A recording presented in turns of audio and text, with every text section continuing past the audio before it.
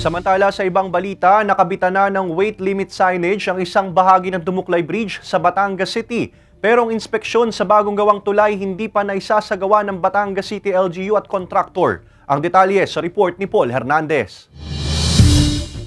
Kung tutuusin, tapos na rin daw na maituturing ang rehabilitation project ng Dumuklay Bridge sa Batangas City. Napapadaanan na at kita na rin ang malaking pagbabago sa paggawain mula nang magbukas sara ito sa mga motorista hanggang sa mismong proseso ng pagre-rehabilitate. Ayon sa site engineer, 99.6% na rin kasi itong tapos. Nakapaglagay na rin ng weight limit signage sa isang bahagi ng tulay. May isa pa raw na i-install sa kabilang dulo ng Dumuklay Bridge.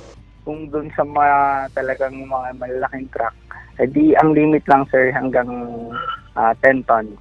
Pero hindi pa rin daw na ikakabit ang pantakip sa mga manhole sa tulay. Hinihintay pa raw ang delivery ng materyales para rito. Bali, ongoing na din naman yung process nung paglalakad namin ng mga kailangan ipasa sa City Engineering Office. Para sa ilang motorista at residente, gawin na raw ang mga bagay na dapat pang tapusin.